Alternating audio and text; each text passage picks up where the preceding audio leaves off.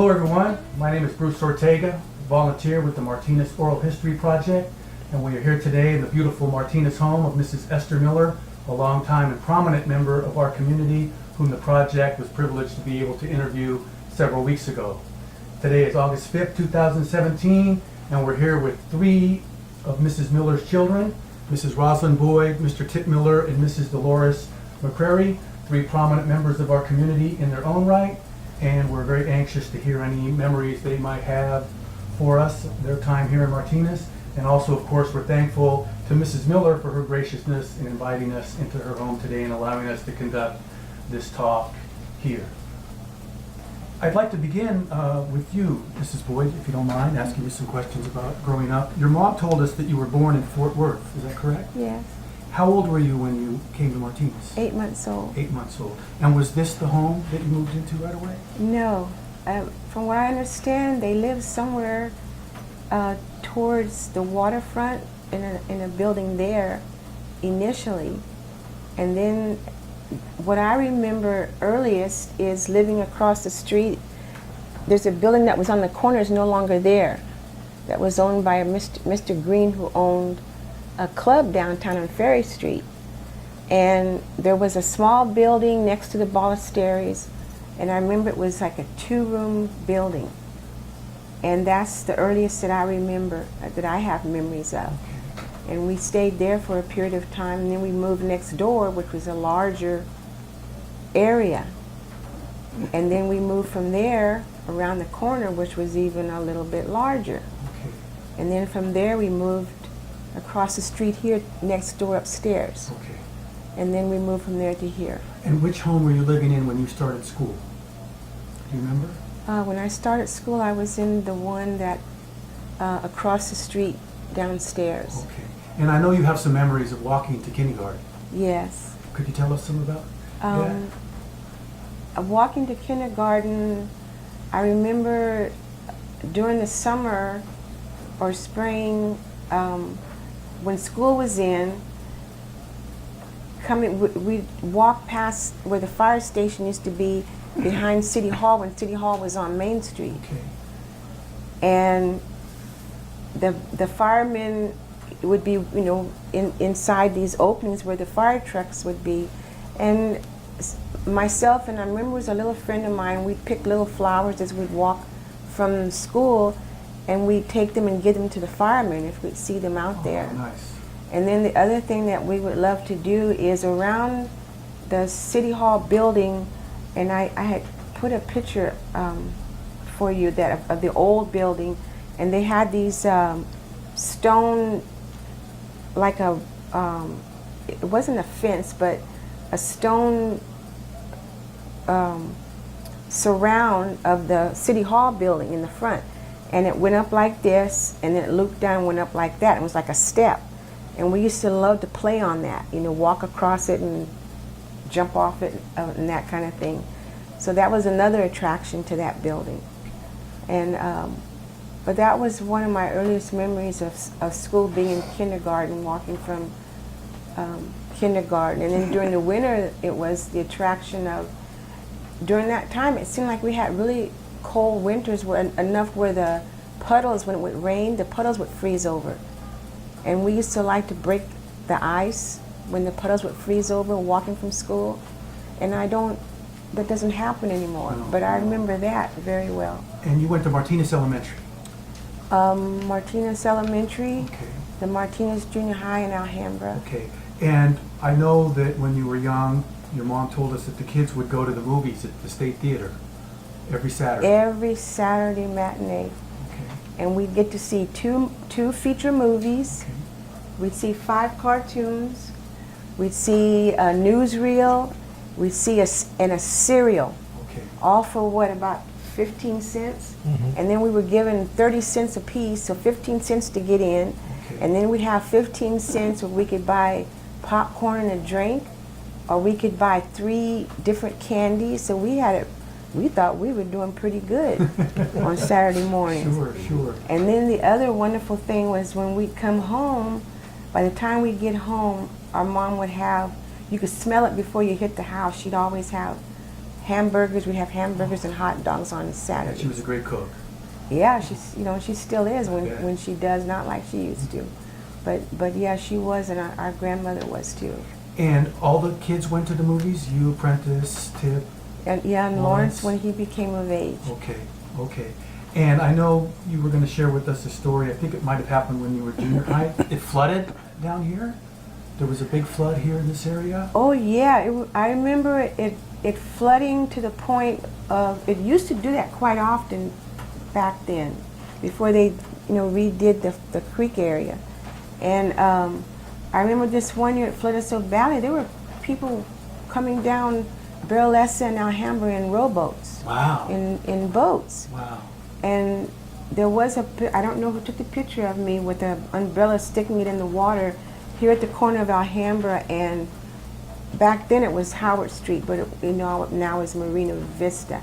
But there was a field across the street, and there was some kind of a utility building on the corner. It's PG&E, a PG&E. substation. And it used to have a thing that spin around on the top, and that was our play area for a long time. We called it the field. Okay. All that was flooded over, Wow. all the way up to around here, all the way, because there's a little slant coming down this hill, so it doesn't come all the way up here, but over here it flooded just because my grandmother, she would get flooded out all the time in the living downstairs there. Wow. Wow. Yeah. And I know you're a talented artist. So when did you really learn that you had the talent and really started?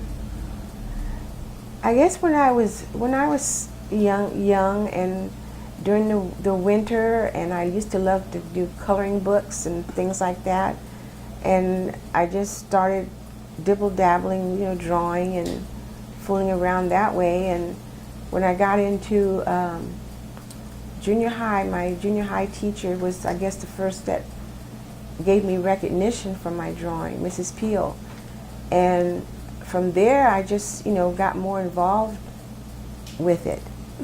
And I didn't really realize for myself that there was any, what you would perceive as being talent. I just enjoyed doing it.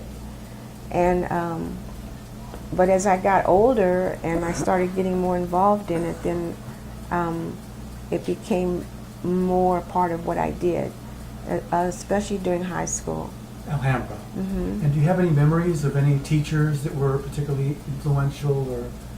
Mrs. Lizer Okay. in high school, my art teacher in high school, Mrs. Lizer, and then also Mr. Smith, Mr. Bill Smith. Okay, he became principal later. I think. I didn't know that. Yeah, he was principal when I was at Alhambra. Well, Mr. Smith was, at that time, he was in with the journalism. Oh, okay. And so he recruited me to be the artist for the, you know, the journalism Okay. crew. For like the yearbook and the Times, the newspaper? Yeah. Oh, wonderful. And that's how I became involved with him. Okay. And so he was always very encouraging. And so I did our yearbook for '61. I designed the cover and did the illustrations in the yearbook. And so I was very proud of that. Sure, sure. That's going to live forever. And so but Mr. Smith was a very encouraging Okay. person to me, along with Mrs. Lizer and Mrs. Peel in my early days, as far as being involved with anything artistic. And I know you went to college at an art college, California College of Arts and Crafts. Yeah, I went to DVC for 2 years, and I transferred to the College of Arts and Crafts, which is now called the College of the Arts, I believe. They've changed the name in Oakland. Okay. And I was there for a year, my first year, '63 to '64. And then I realized, you know, it wasn't very cheap to go there. No. And I knew I had my brothers coming out of high school right behind me, and my parents wouldn't be able to afford for all of us. And so I decided to drop out and try to find a job, Okay. and, you know, to help support myself, and which I did. And then I went and I lived in Southern California, in Oxnard, California, for about almost 2 years. Okay. And I did, I did still take classes while I was there, and there was a very good teacher that I had there for a short period of time. And then when we lost Prentice, I didn't want to stay down there anymore. Okay. And I came back up this way, and I re-enrolled in school, but at the time I was still working full-time, and it just got to be a little bit more difficult to keep up with my classes. And then when I decided to get married and I started a family, then I thought I would be able to go back, but I didn't. I wasn't able to do it that way. And I'd like to talk about Prentice for a moment. He was 2 years younger than you. Is that correct? Just about. Okay. A little less than 2 years. Okay. And he graduated from Alhambra. In '62. Okay. And won an athletic scholarship to University of Houston. Yeah. Well, actually, Texas Southern. Texas Southern. Okay. Yeah. Wow. He was a terrific athlete. Yes. Yeah. And then I think your mom told us that she told him, "You're not going to like it there." Yeah. And he didn't. He came back. Well, actually, he was playing tight end there on the starting team, and he hurt his ankle severely. And at that time, the fact that he wasn't all that, great about being in Texas, the ankle injury, they were going to take a scholarship, or threatened to. Okay. So he decided to come back. Okay. Yeah. So He enrolled in DBC. yes, re-enrolled. And unfortunately was Yes. killed in They went an after accident. Your family's had its share of tragedy. But let's go back. There's one story I wanted you to share with us. Your mom told us that when you were 13, Sly Stone, of Sly and the Family Stone, Rock and Roll Hall of Famer, was friends with your father, used to record gospel music, and you were at the church sometimes when that was happening. He was actually a cousin of, his father was my dad's cousin. And they used to, we would go visit them and they would come and visit us here. And they were involved in a holiness church. I don't recall the name of it, in Vallejo. And so we had gone there to attend one of their services, and I had never attended service at a holiness church. It's very different from the church that as a child, we were going to a Methodist church in Pittsburgh, and the Methodist church is very more serene, settled, not as boisterous as some of the other church services are, and this was very different. And I had never experienced people speaking tongues and doing the, I don't know what you would call it. Falling out. The holy steps or dancing. Okay. And I was sitting in the pew towards the front, and there were these older ladies in front of me, and I guess they were like the mothers of the church because they were dressed in white. Okay. And I remember after they had started the music, because Sylvester and his family, they were part of the musicians at that time, even at a young Wow. age. And the ladies got happy, and unexpectedly, I didn't know that they would get real happy, and they reared back and the arms flew up and they jumped up and started doing holy steps, I'm not sure what you call it.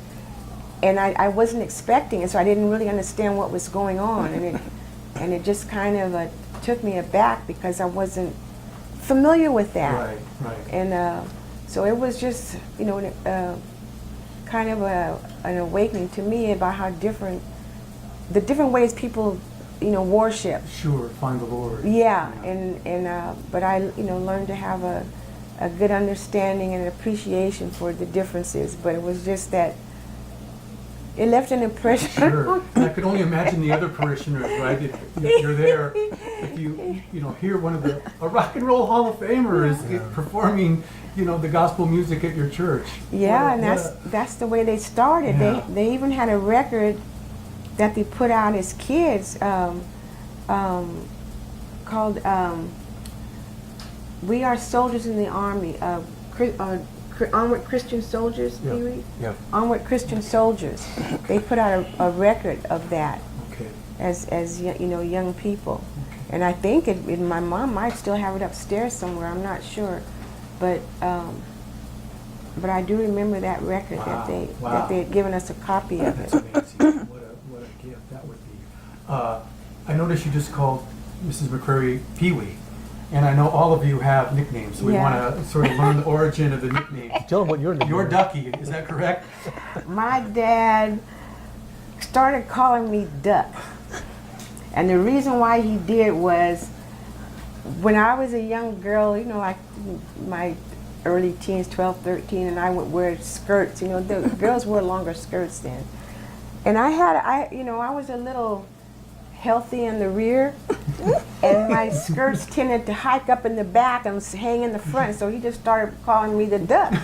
And so it just stuck, and so my brother started calling me Ducky, and then my brother Lawrence used to call me Duck Feet. Where that came from, I have no idea, but that was what he called me.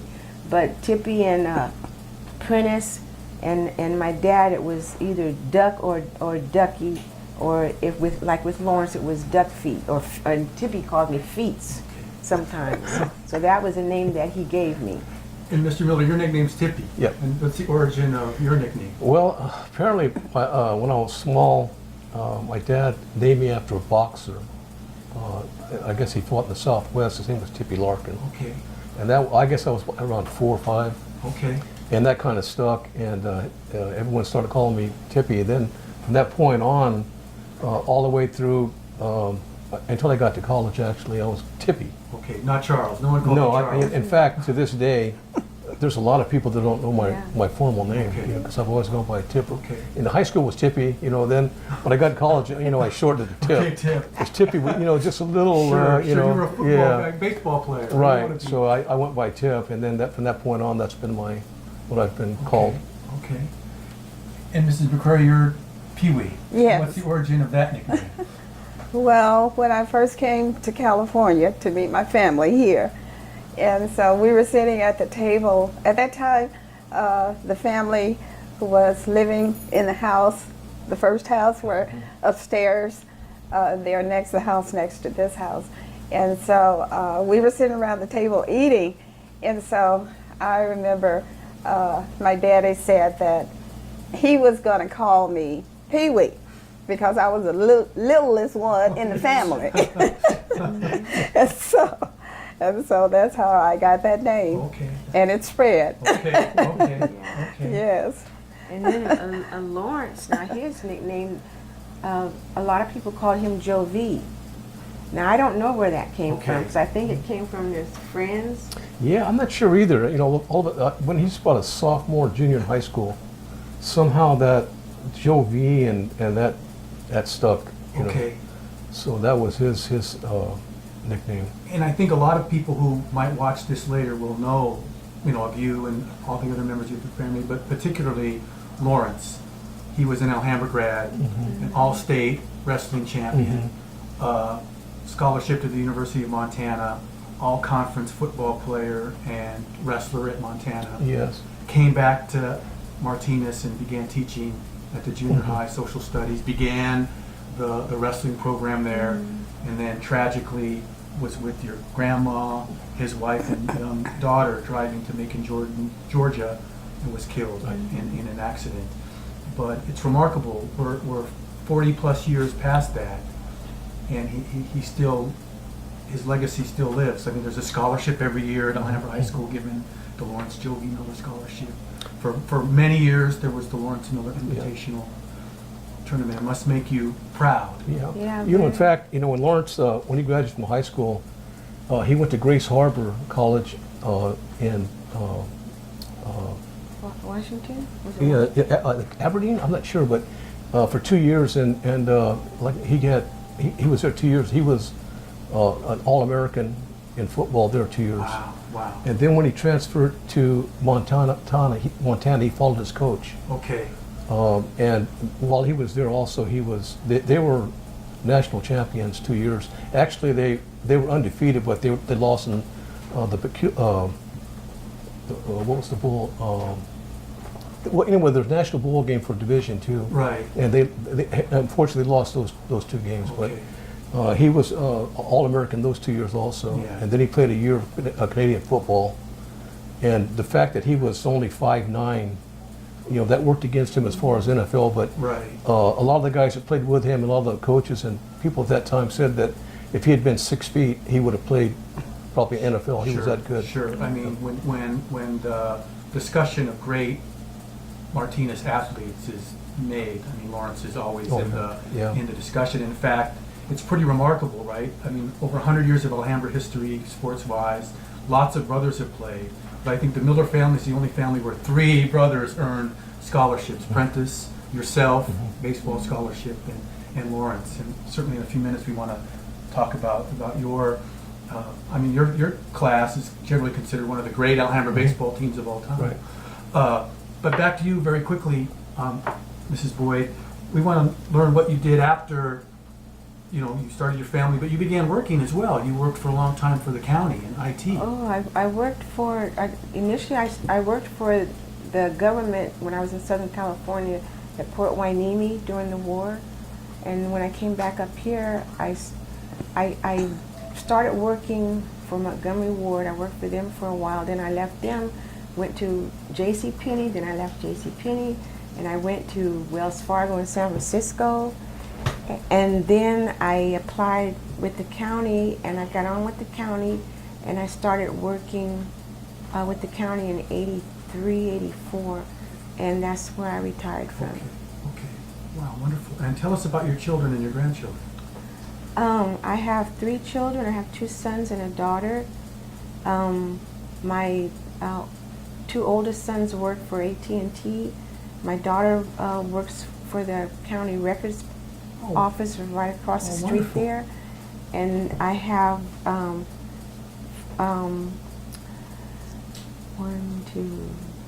5 grandchildren. Wonderful. The oldest one is now 19, and it goes down to the age of 4. And are you able to see your children and grandchildren pretty regularly? Or?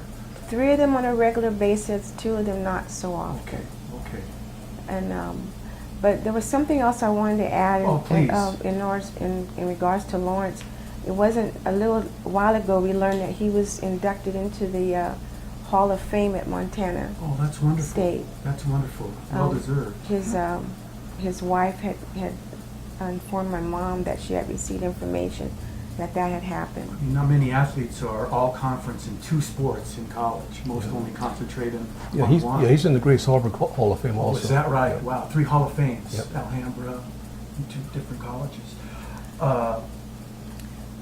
Also with our brother Prentice, I forgot what nickname he had. Hedgehead.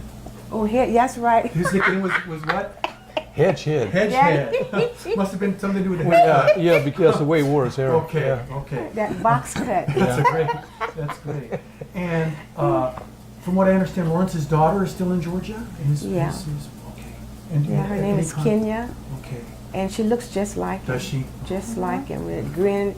We had a friend that we grew up with, Vinci Aiello. Vinci lived up on the corner down the street, and he didn't know she was here. And she was here a few months ago, and he was driving by, and I ran into him shortly after that, and he said, "Roz," he said, "was Lawrence's daughter here?" And I said, "Yeah." He said, "Well, I saw a young lady standing on the corner in front of your mom's house," and he said she looked just like him. Wow. And I just had to, thinking to myself that had to be his daughter. I said, "Yeah, that was her." Yeah, wow. Wow, that's a wonderful story. Mr. Miller, you're class of 65, correct? 64. 64. Yeah. And tell us some memories you have growing up here, because you were born in Martinez, correct? Yes. Okay. Yeah. Any memories you want to share with us growing up? Or? Oh boy, I tell you, I wouldn't. For one thing, I wouldn't trade my childhood for anyone's, because all the friendships that we established were just small. You know, with a lot of the Italian families that we were associated with at that time, you know, it just, like the Aiellos, the Ballesteris, the Pellegrinis. We all lived in this Costanzas. Yeah, Angelo still comes and visits your mom. Oh yeah. In fact, Angelo and Lawrence were very close. Okay. And we used to play a lot of games. One was called bench tag, and some of the other things we did. What was the one we red light, green light out here in the street?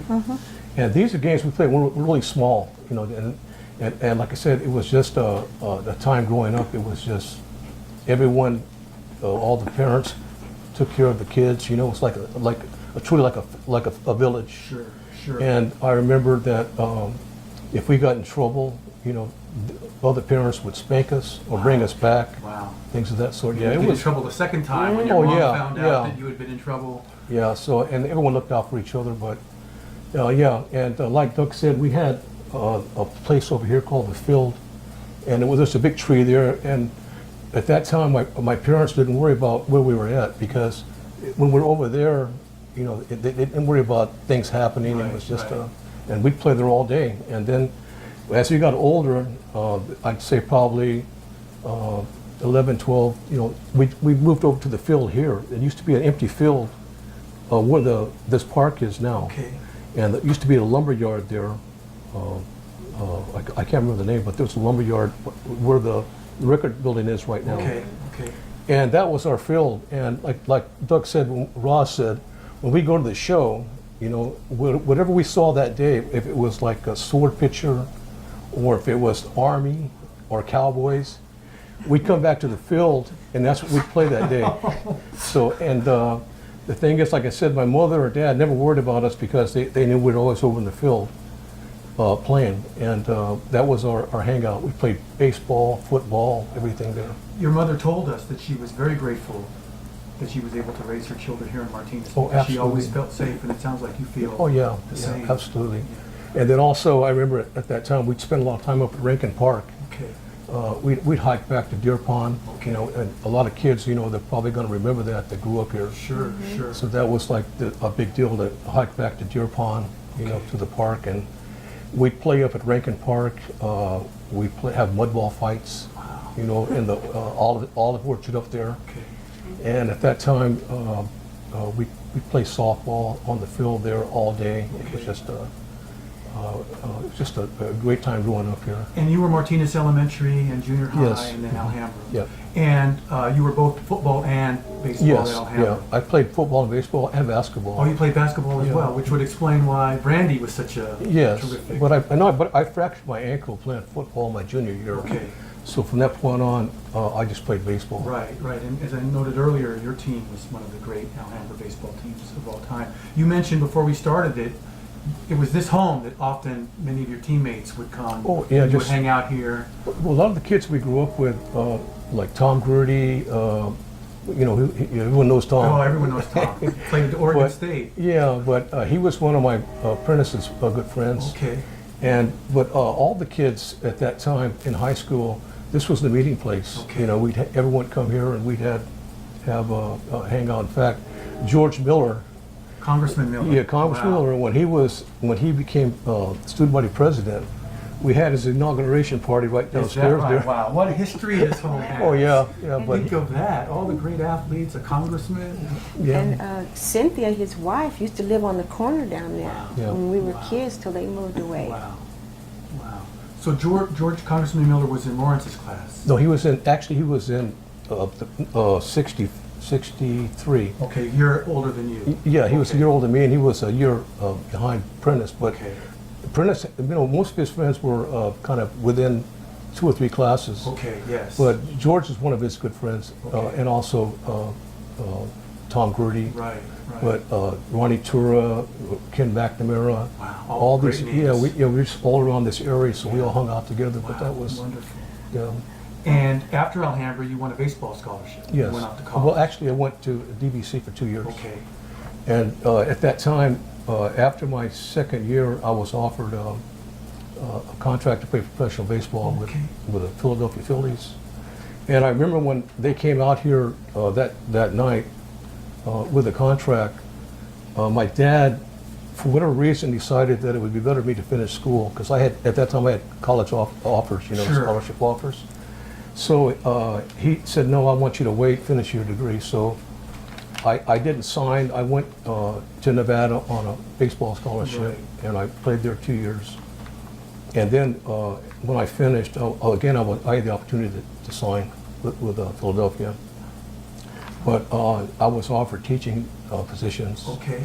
And I was like 22 at the time, so I decided that's what I really wanted to do eventually anyway, so Right. I accepted a teaching position, Wow. high school in Wow. Reno. Wow, I didn't know that you had the opportunity Yes. to play professional baseball. We've had so few. Jim Flores, DeValin, Harper, others. And then so you became a teacher. Yes. Okay. Here in the area? No, actually Reno. Okay, so you stayed in Reno. Yeah, I stayed in Reno, Okay. taught school there for 9 years, in Okay. fact. And at that time, I started playing fast pitch softball. Okay. You know, and I kind of got into that, and I really enjoyed it. But you know, that's something I took up, and we had a really good team. We were world champions in 1977. Wow. So I played that for several years, and then my dad was in an accident. His car accident hurt his knee really bad. Okay. So I decided to come back to Martinez, Okay. and then I came back, and I've been bartending part-time there in Reno. Okay. So when I came back, I got a job bartending at the Hilton Hotel here in Concord Okay, for a while. okay. And then I had a friend, Steve Nichols, who was a really good friend of my brother Lawrence, Okay. probably his best friend. Okay. He said that they have some positions open with PG&E Oh, wonderful. and as a clerk. And I said, well, what do I do? And he said, well, you just have to type 25 words a minute and be able to memorize, you know. So I took the test, and I got the position as a field clerk. And I was only going to do this for a while because, you know, it was a transitional thing for me. I wanted to go back to teaching. Okay. And the next thing I knew was like 5 years, then 10 years, Okay. and then, you know, I was vested. So Right. it's been 32 years You're now. still working for PG&E? Yes, I am. Yeah, that's Yeah. great. That's great. And you have one child, Brandy. Well, I have actually two. Two, okay. I have one, you know, my daughter, she's my birth daughter. That's her, that's Brandy. She's Okay. 29 now. Okay. And as many of our viewers might know, one of the all-time great Yeah. basketball players they don't have. Yeah, yeah, she's just a tremendous athlete. Would have played in college had she not. Yeah, hurt her she knee. injured. Yeah, she was had a severe knee injury, ACL injury, and she decided that she didn't want to, you know, Sure. pursue it. So Sure. she did real well in college, and then as far as academics, she's working now with the county as a emergency clerk at the county hospital. Oh, right wonderful. now. Following her grandma. Her grandma Yes, worked yeah, at so she the was a county county, yes. hospital. And you're a county. Yeah, that's wonderful. Her daughter's. So Brandy's doing very well. Yes, she is. That's great. Yeah, she's That's happy great. doing And you well. said you had another child? Yeah, well, actually, Harley, you know, I've actually raised him since he was about 6 months old. Okay. I mean, you know, he was born. I've kind of been his dad, so I see him as my son. Okay, wonderful. So Harley's he's 23 and he's going to Cal Berkeley, Oh, super. pursuing computer programming. So he's doing real well also. In fact, he's coming back from South Korea today. He was over there on an internship. Oh, wow. So yeah, Wow. so he's doing well. So both kids are doing well. Oh, that's great. There's a lot of tension over there right Oh, now. oh yes. And, glad he's in fact, coming back. in fact, he sent a picture of him and you know, actually technically he was in North Korea, and I freaked out. Yeah. Because you know he's that type of kid that he pushes the edge. You know, Okay. he likes Yeah, the adrenaline rush. So, yeah. but he made a point of going over there so he can say he's been in the DMZ and in North Korea. Wow, wow, wow. So- How exciting. Oh, well, please. I'd like to add something in Sure. regards to Tippy bringing up Steve Nichols. I want to, the point of how devoted some of the kids that we grew up with, you know, were as friends. And when we lost Lawrence, Steve and Larry's brother, Angela's brother Larry went to Texas to see about his wife and baby. Wow.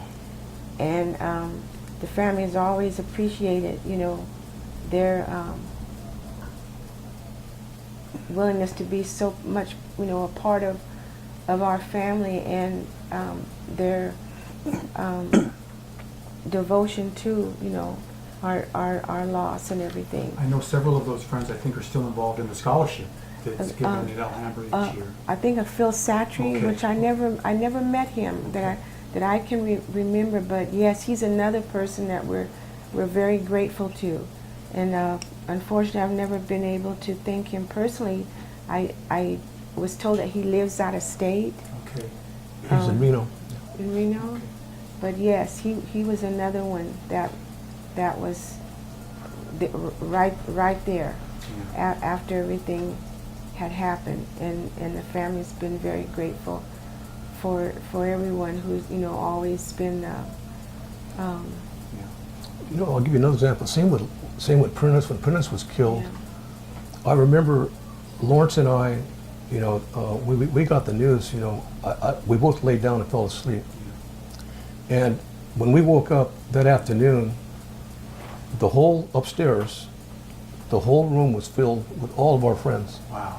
I mean, there wasn't enough room to sit down. Yeah. And that always meant the world to me, to show, just how close we were coming up with all these kids that we grew up with, and it meant a lot. It just to speaks us. to how Just to have loved that this support. family was. And, Yeah.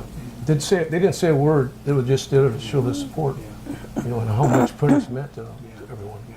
Just, And the community too, because growing up here, it was so different from when I graduated from high school and went out of Martinez community, and I started experiencing things that I never thought that I would deal with, and and it just taught me that I was very lucky in that I knew how good things could be in one side in terms of another. That there, people are good people regardless. And whenever there was any kind of a conflict for us, it was usually someone who moved here. right. Not someone who. Not someone that had lived here, it was very few exceptions. And that was a big eye-opener for me. And I always carried that with me, and and I felt that with the upbringing that we had, because our dad always said, if people give you respect, you give them respect also. And our mother was a good balance to him, because my dad was a like bigger than life person, and he was loved to talk. He was an extrovert. My mom was completely the opposite, and so there was a good balance there. But he always taught us to give respect, and you look forward in return, and wherever we would go, I think it followed through with us because of what we experienced here. We took that with us, so it allowed us to deal with people in ways we probably wouldn't have been able to otherwise. And when things did happen, we didn't take it as deeply as maybe we would have otherwise.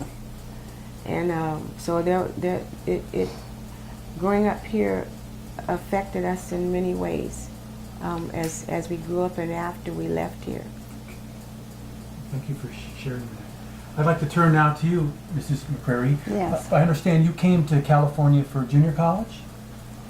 Yes, well, I came for the first time when I was 12 years old. Okay. I believe in 1954. Okay. Yes. And after I learned where my daddy was and all, and it's just so happened, my birth mother, was Maud Hamilton, and she died in 1984. And so it just so happened that my mother was, I was born and raised in Fort Worth, Texas. Okay. And so it just so happened that my mother was downtown at Leonard Brothers department store downtown. And she just happened to run into Daddy's sister, Aunt Minnie Lee. And Aunt Minnie Lee had told Mother that Daddy and Mother Ester, were trying to find out where my mother was, how to contact her. And so that just happened, that they met. And so my mother gave her, Aunt Minnie Lee, her address. And so I got my first letter from my daddy and family here in Martinez. I got my first letter from my sister Rosalind. And so Rosalind sent pictures of... You were 12? Yes. Okay. And so Rosalind sent pictures of all of of Tippy, you know, Prentice and Lawrence and her. And so I was so excited, you know. At that time I was attending Dunbar Elementary School. And I took those pictures and my letter to school because my best friend was Frances Sanders. And I showed Frances the letter. She read the letter, and I showed her the pictures. She said, "These are not your sisters and brothers." I said, "Yes, they are, in California." And she said, "No, they're not." She said, "They are my cousins."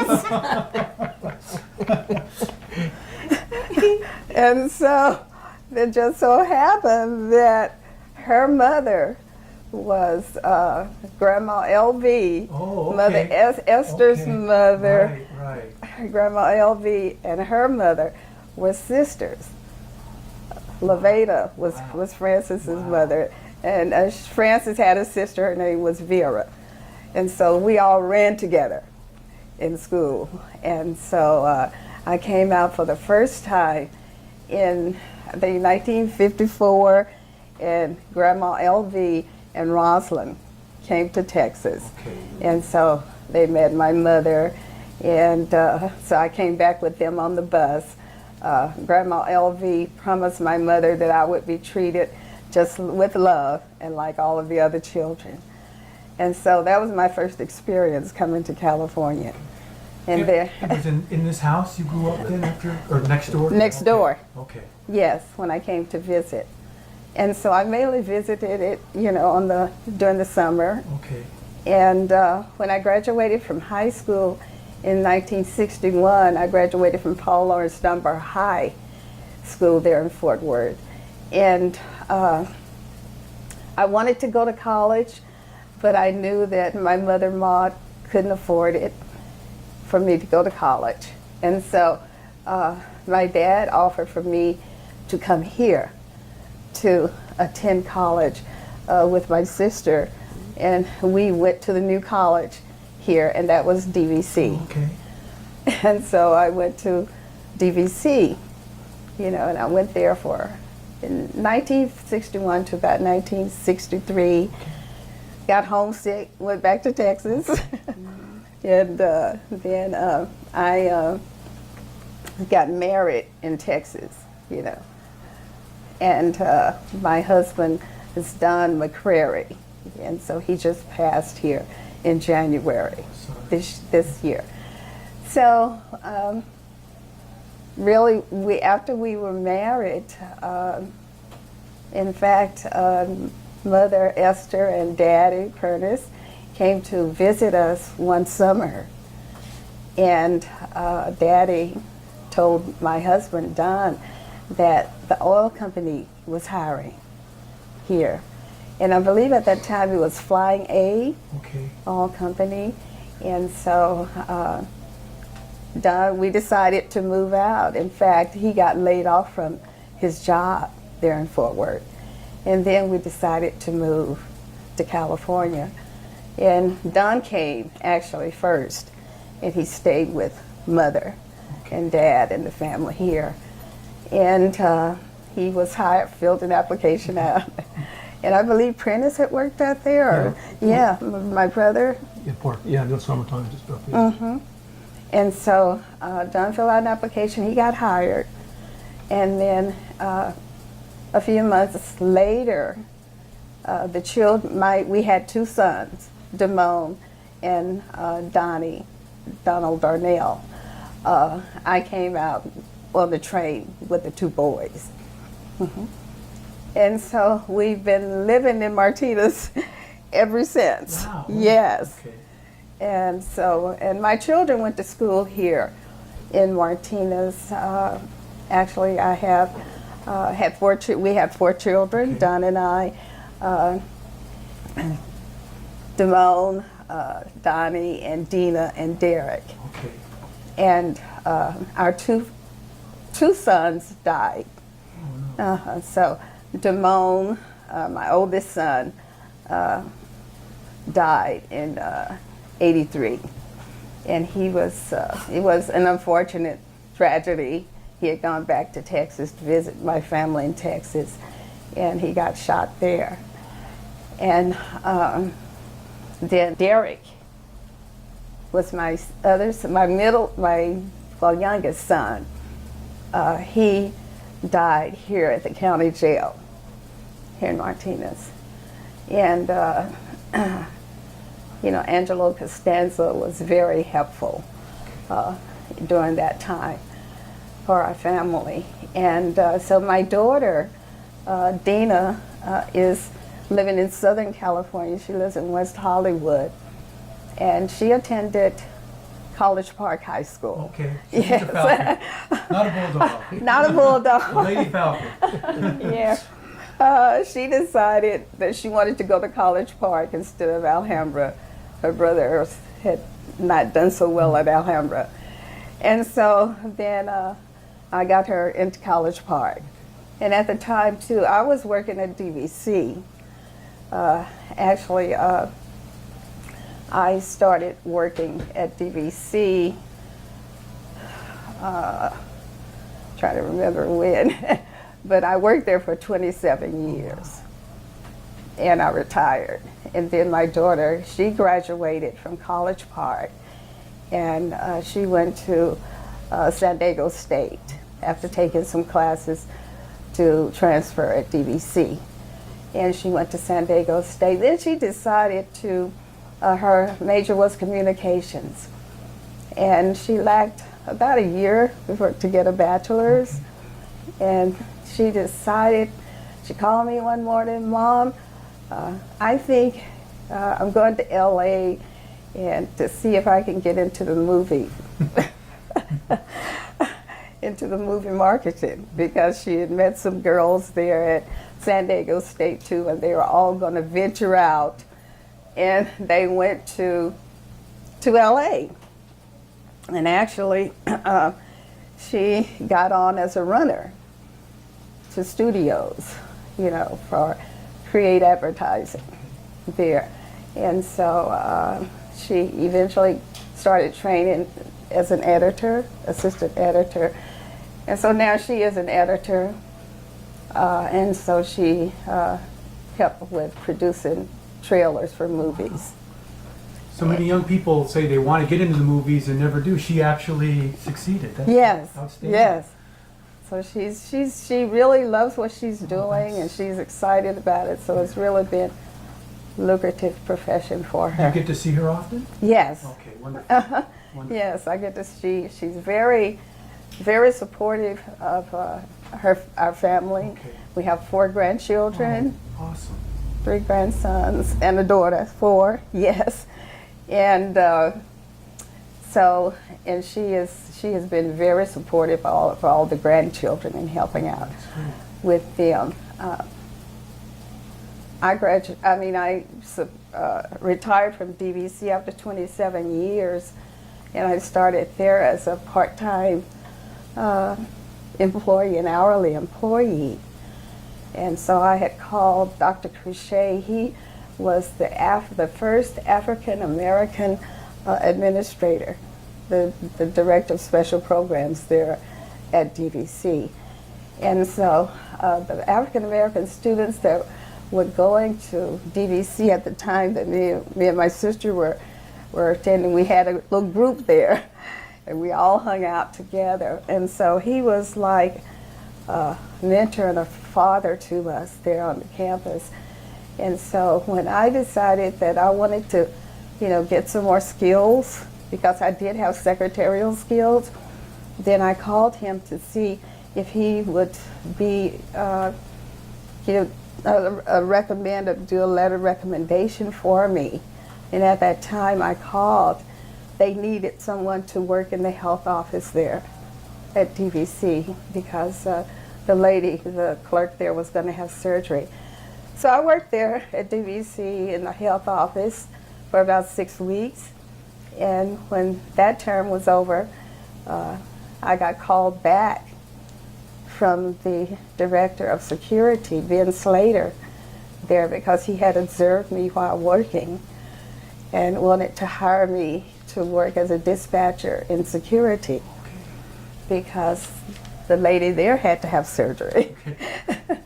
And so then after that, I thought my tenure was over at DVC, and I really loved working there at the college. Never thought that would happen. And then after working in the security office, they called me back.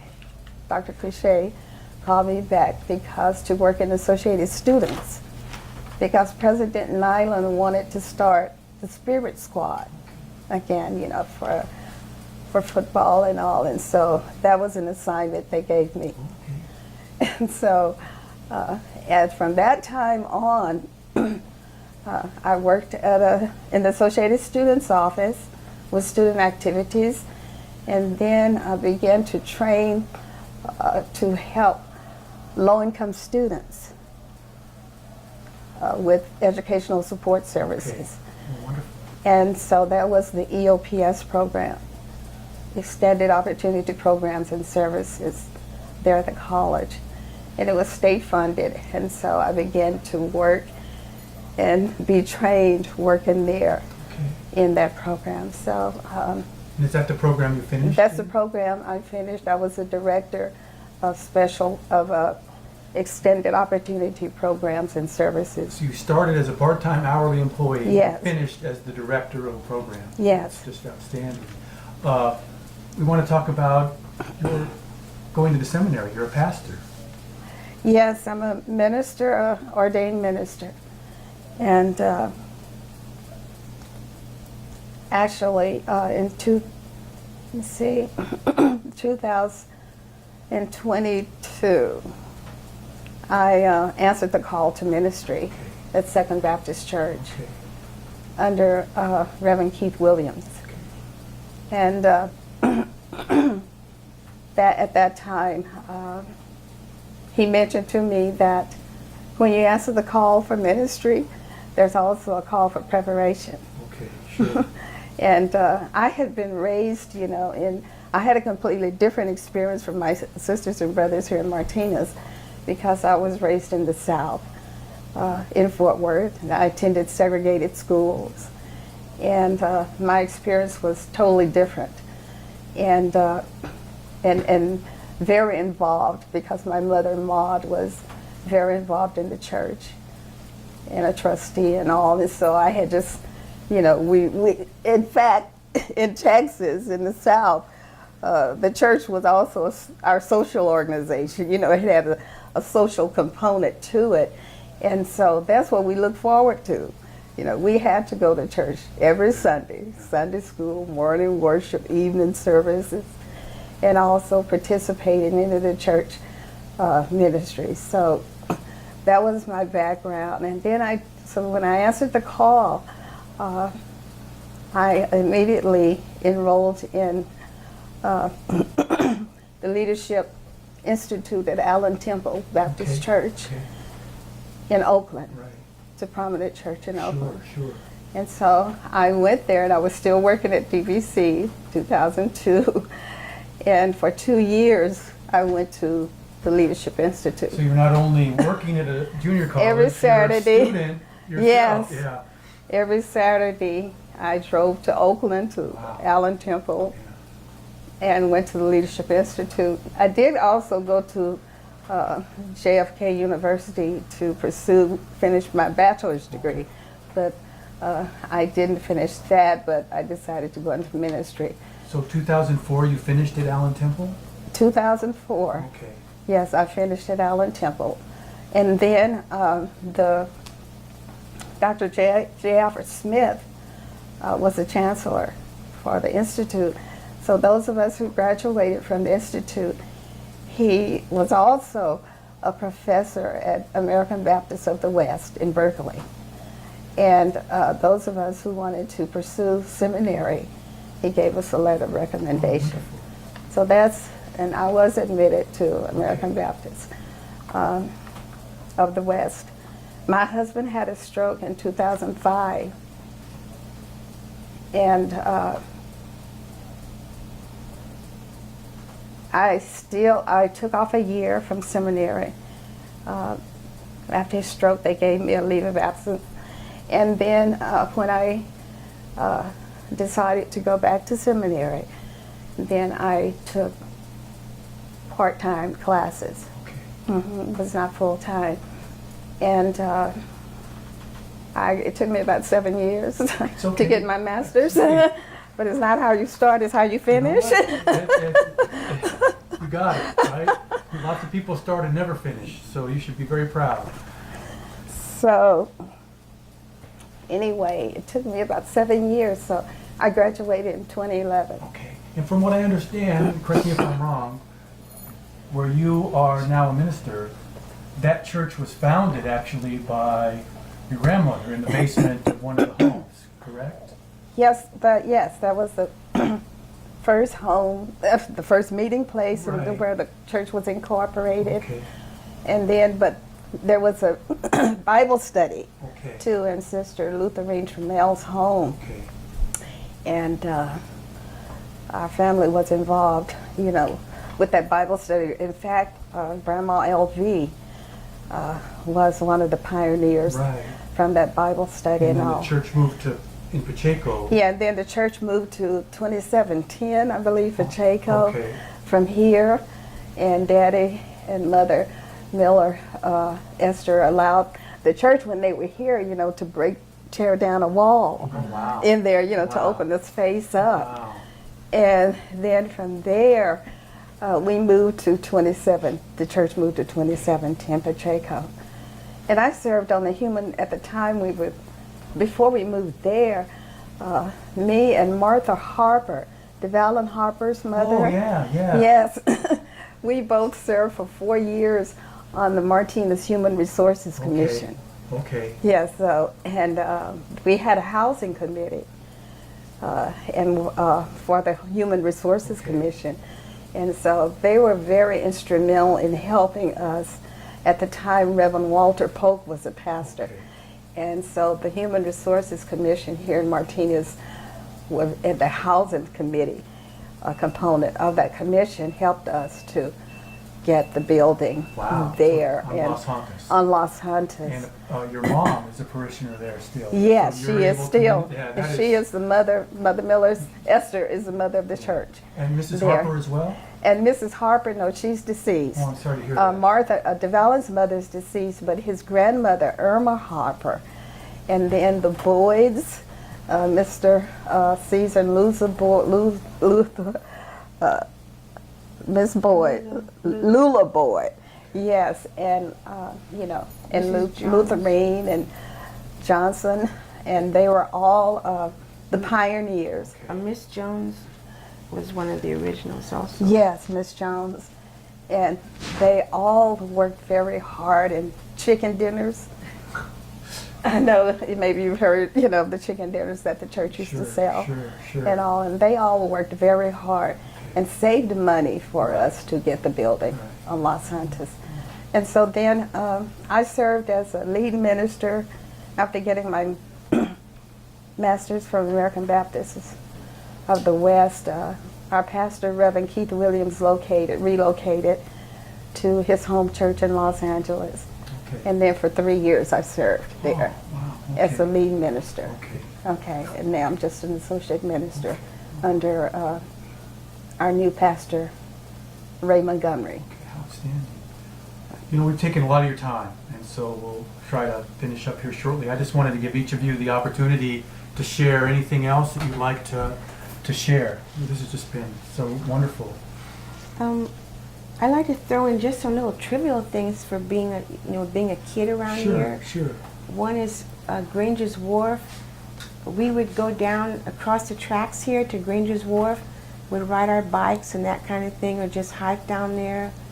And that was when that old ship was down there. And the gentleman that lived on that ship, there was kind of like an aura, or you could say maybe a legend about him. And when he would come into town, the kids would, always thought there was some kind of mystery about him. And I don't remember, was it we were afraid of him, or there was something about, well, if you go down there, he's going to do something Yeah. to hurt you or whatever. So there was this, I think that's what it was. He was going to shoot you or do something to you. So there was this thing about when he would come into town, we would see him sometimes. So when he would come down the street, we'd all kind of move out of the way, you know, and watch him in awe as he would go by because of the mysteries of the tales that we would hear about him.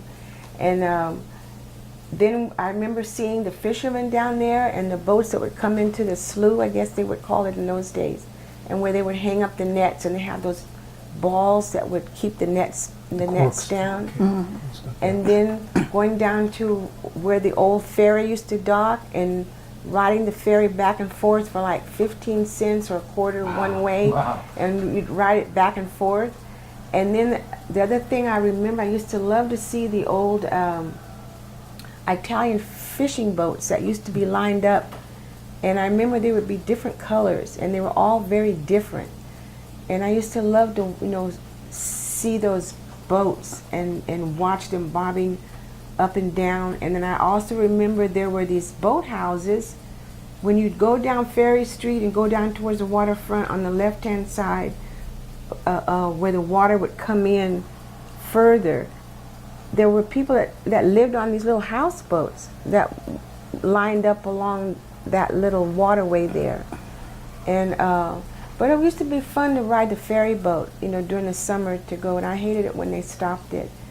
And the other thing I remember is there used to be a place down here off the hill that Tippy probably remembers better than I do, where it was called the Hobo Enclave. Hobo camp. Hobo camp, and men would get off the trains, and they would camp out there.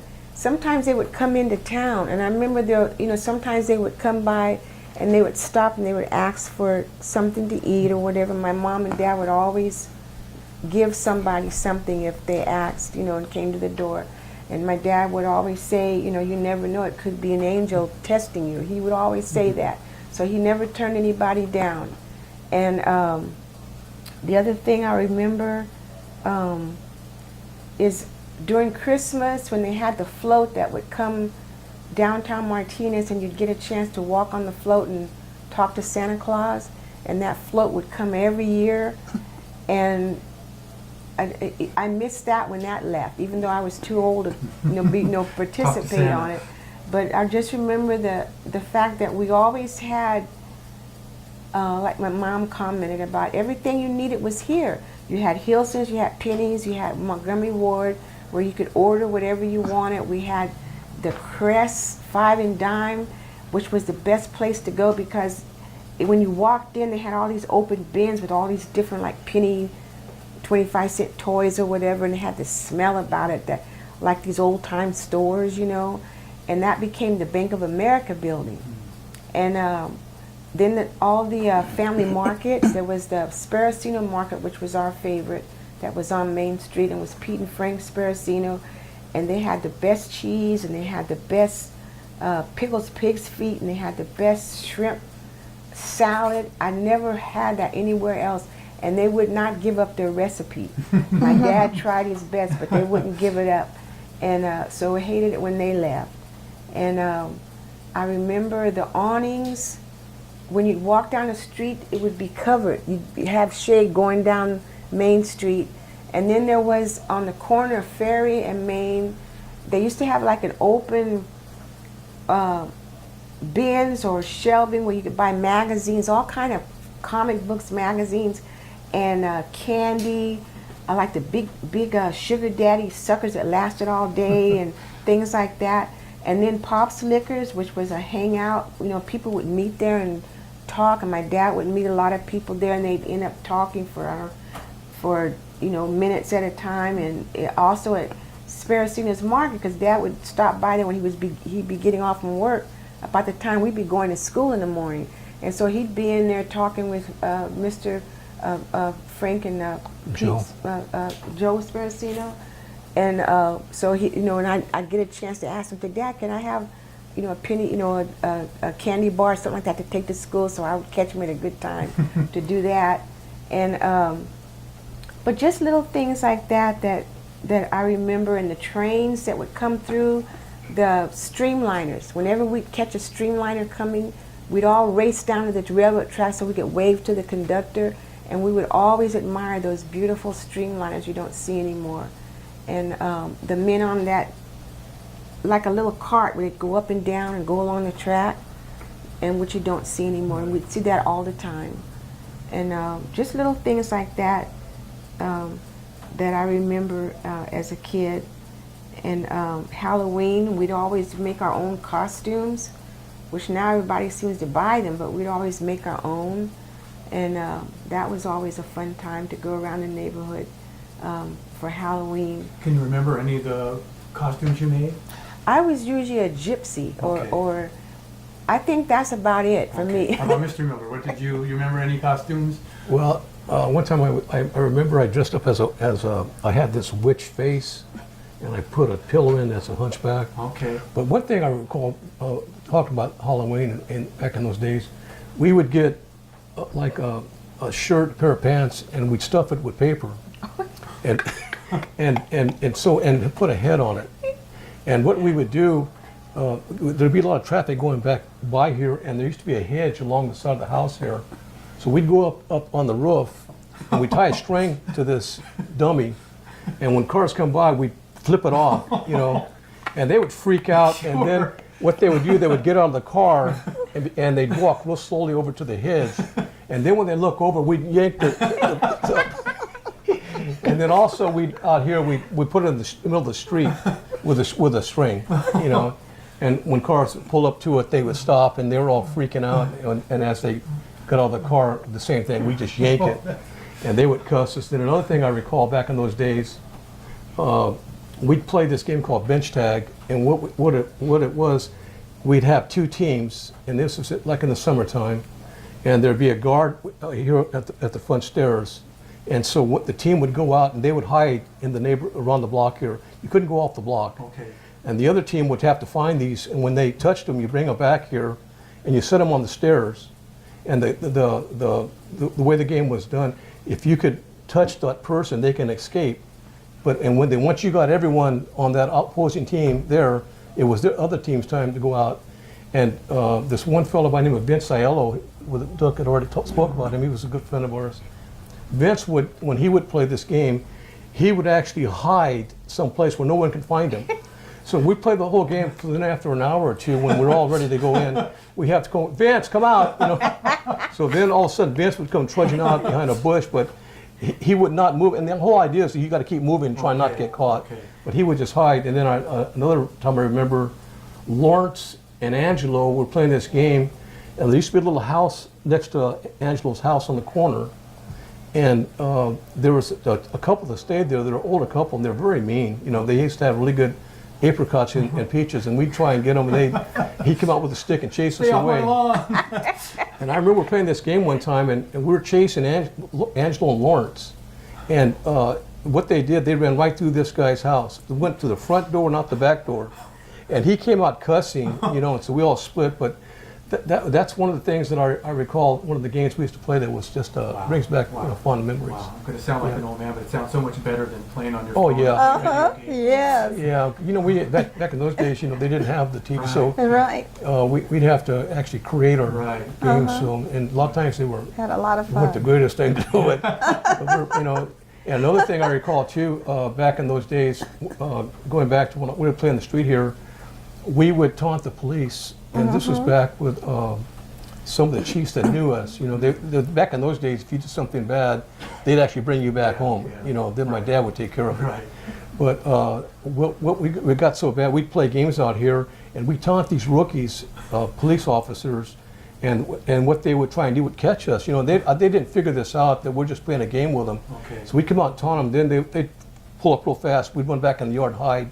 Okay. And so I remember one day, the chief of police came down. I can't remember which one it was. He came down, knocked the door, and said, "Hey, Mr. Miller," he said, "could you please tell your kids and your friends to lay off my rookies?" He said, 'cause he was afraid that at some point in time, one's going to, do something crazy.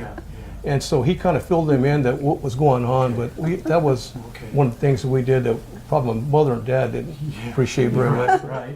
Yeah, it was more being mischievous. It wasn't being, doing anything malicious. Yeah, you just they were being mischievous. Just having fun. kids at? Yeah, and they would go up. They would another thing they would do. They'd go up to the park. That was when the train was up here at the park, and it still had the bell on it. And they would go up there and they strung a rope on the bell, and they pulled it up on the hill up there. Cross Hill. And they would ring it, and then people would get start complaining about it, and they send the police out. And the police couldn't tell where the Bell was coming from. who was ringing the bell. How was the bell ringing? Just silly things like that they would do that they couldn't get away with. Right, today. These days they'd get hurt nowadays if they tried stuff like that. But it was that's just the way it was. Like the police knew most of the kids, and you just didn't have that fear that something terrible would happen. Hmm. And they were just having, a lot of fun. And like for one of their hiding games or whatever, everybody hid, but my sister and I were trying to find a place to hide. And I think we were walking right around here, around the corner, trying to find a place to hide. And then the cops came up and they said, "Where are your brothers?" So we don't know. Once again, the Martinez Oral History Project would like to thank you for your time. We learned a lot today, shared some great Martinez memories, and we're very grateful to you for taking the time to be with us, and grateful, of course, to Mrs. Miller for allowing us into her home. Once again, thank you. Very welcome.